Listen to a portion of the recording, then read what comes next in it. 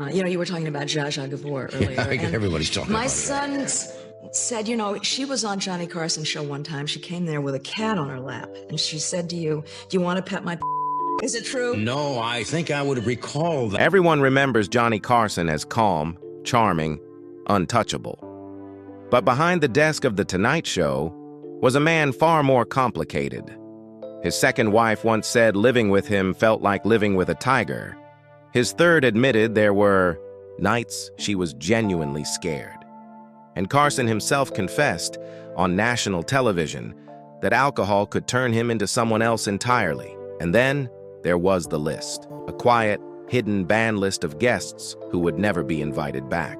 Some were banned for disrespect, others for betrayal, and a few for reasons no one still fully understands. It didn't take much.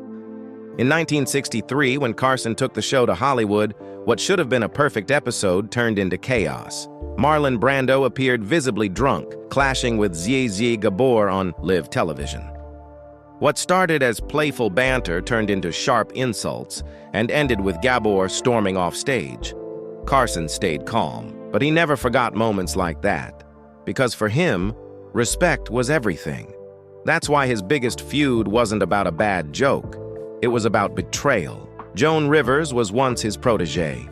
He gave her a platform, praised her talent, even made her a permanent guest host. But in 1986, she accepted a competing late-night deal without properly telling him first. To Carson, that wasn't business. That was betrayal. And just like that, she was gone. He never spoke to her again. Not once in nearly 20 years. Even when tragedy struck their lives, the silence remained. But not every ban was about loyalty.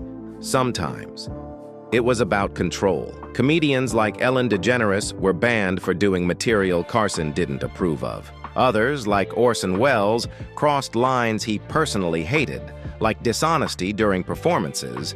And then there were moments of pure unpredictability. A tense interview with Sarah Miles that turned painfully awkward. A fiery clash where Shelley Winters poured a drink over Oliver Reed on stage. Or rising stars like Madonna, who charmed him effortlessly, proving not every moment had to explode. But the real story wasn't on camera. It was off stage. Carson, the man who could entertain 20 million people with ease, often struggled in a room of 20. The stage was his safe place. Away from it, the charm could fade, replaced by silence, tension, even anger. That contrast is what made him unforgettable.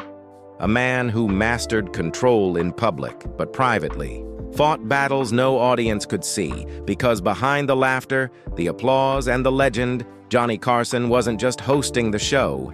He was protecting a world he refused to lose control of. Subscribe to Hidden Stardom for the stories they never told on camera.